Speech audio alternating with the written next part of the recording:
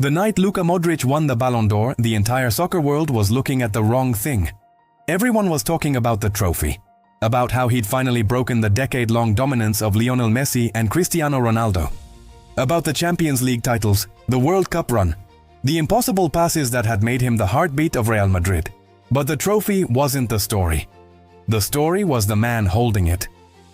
Because if you looked closely, Luka didn't celebrate the way people usually do after reaching the very top. There was no explosion of emotion, no triumphant roar, no sense that he'd finally conquered the world. He smiled, thanked the people who had walked that road with him, and quietly stepped away from the spotlight. That image stayed with me. Not because he won, because of how he won. Peace like that doesn't appear overnight. It doesn't come from lifting trophies or hearing 80,000 people sing your name.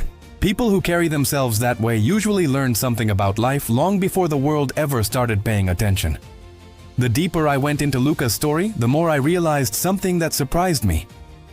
This isn't really the story of a soccer player. It's the story of a little boy who almost lost everything and somehow never lost himself. Long before the Champions League nights, before the packed stadiums, Luka was growing up in a tiny village. His family didn't have much, but children don't measure life the way adults do. They don't count money, they count moments. For Luka, that person was his grandfather. If you've ever had someone like that in your life, you already understand what I'm talking about.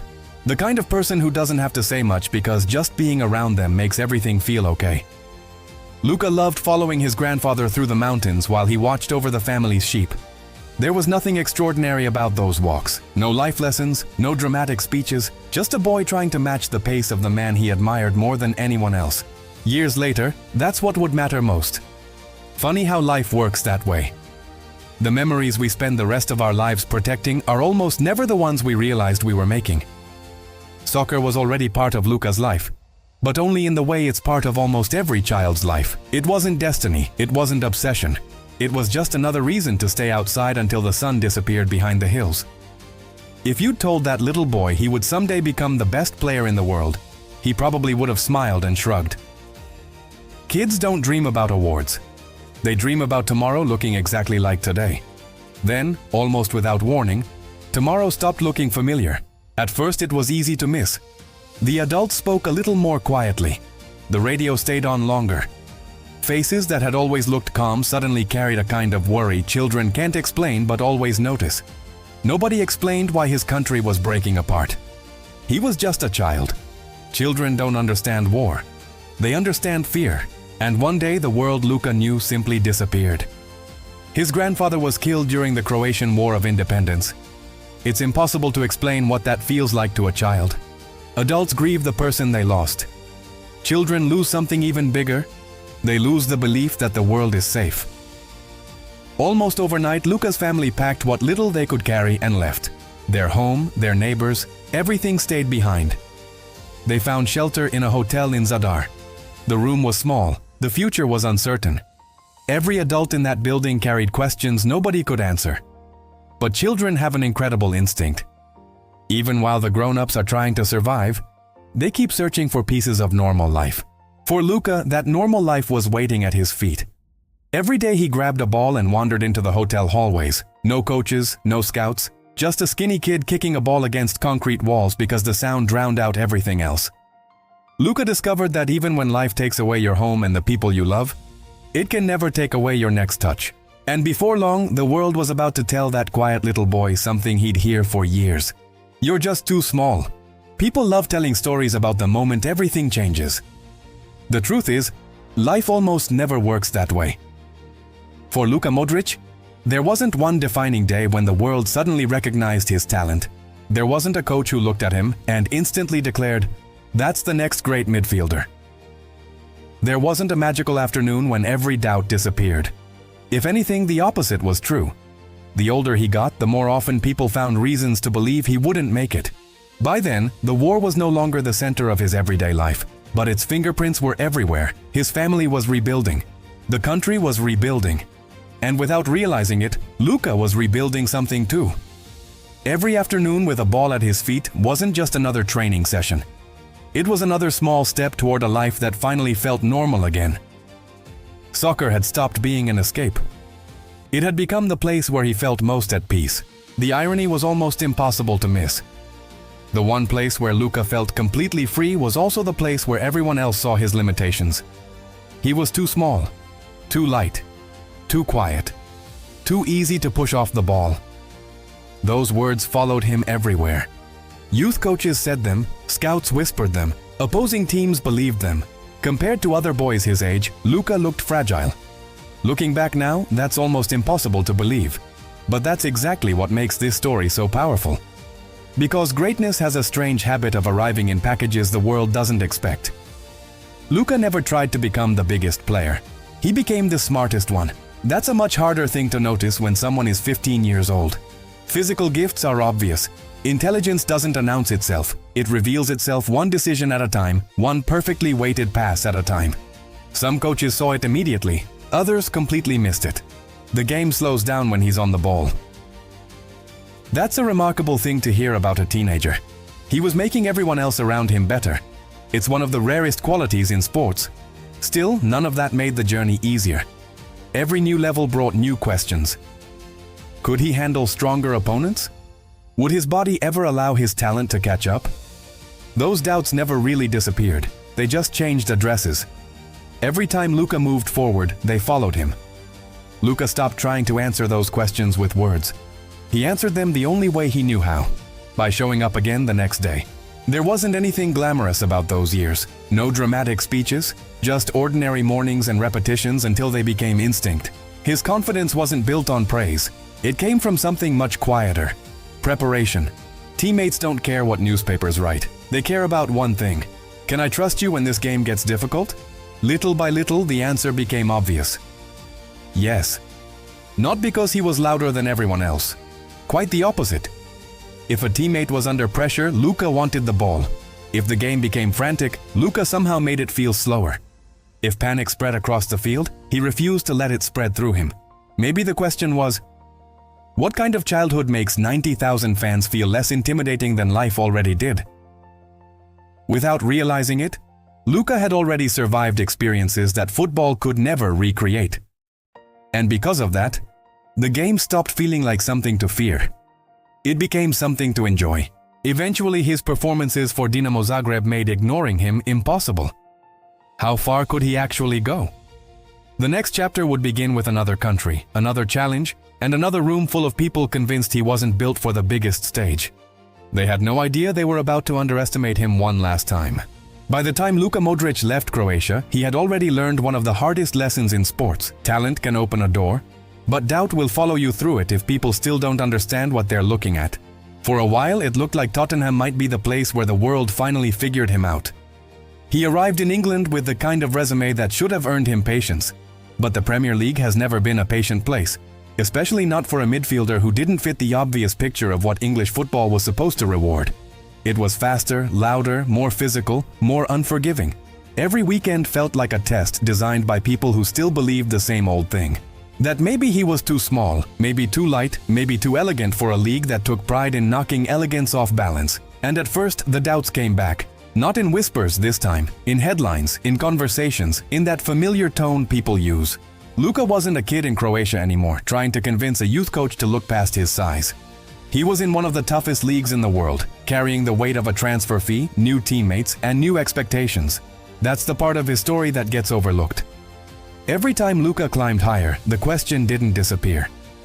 It just got more expensive. At Tottenham, he could have changed himself. They hear the criticism, feel the pressure, and start playing someone else's game. They chase applause. Luka didn't do that. He stayed painfully himself. And over time, that became his greatest strength. The Premier League didn't fall in love with him overnight. His influence grew in a quieter way, almost like people realized it only after it happened. Teammates began trusting him in difficult moments. Managers began building more of the game through him. He was giving structure to chaos. Maybe that's why Real Madrid eventually came calling. Madrid doesn't just look for talented players, it looks for players who can survive the weight. At Tottenham, Luka had proven he could belong. But Madrid was different. Madrid asks whether you can breathe when the shirt gets heavy. And for Luka, the beginning was rough, really rough. The kind of rough that can break a player if his confidence depends on applause. Some journalists didn't understand it yet. There were even lists calling him one of the worst signings of the season, which now feels absurd. You fight your way out of a childhood shaped by war. You survive England. You reach Real Madrid, and people are already deciding you don't belong. For most players, that kind of judgment creates panic. For Luka, it created patience. He just needed the ball to keep finding him. The more Madrid played through him, the more obvious it became. He was there to help stars breathe. Cristiano and Benzema benefited from his rhythm. Luka Modrić was not the loudest player on the field, but he might have been the one holding the whole thing together. The Champions League years turned him into something much bigger. 4 European titles by 2018, matches where the pressure was intense. Real Madrid gave him trophies, but Croatia gave him something deeper, the chance to carry a whole country that understood survival. In the summer of 2018, Luka Modrić was about to stop being just the quiet genius. He was about to become the face of a nation. By the summer of 2018, Luka Modrić had already won almost everything club football could offer. 4 Champions League titles, countless nights under the lights at the Santiago Bernabeu, the respect of teammates who had lifted every trophy imaginable. If his career had ended right there, nobody would have questioned his place among the game's elite. But some stories refuse to end where success begins, because for Luka there was still one mountain left to climb. It wasn't in Madrid, it was home. For a country of just over 4 million people, reaching a World Cup final felt almost impossible. Croatia wasn't supposed to outlast football's traditional giants. They weren't supposed to keep surviving knockout games that drained every ounce of energy from the players. And yet, somehow they did. Game after game. Extra time after extra time. Penalty shootout after penalty shootout. Each match demanded a little more. Each victory seemed to cost a little more. And every time the camera searched for someone who looked exhausted, they found Luka asking for the ball again. Leadership is a word that's thrown around so casually in sports that it sometimes loses its meaning. Watching Luka in that tournament gives it back. He wasn't leading because he gave unforgettable speeches. He wasn't leading because he celebrated louder than everyone else. He led because when fear began spreading through the team, it stopped with him. Calm is contagious.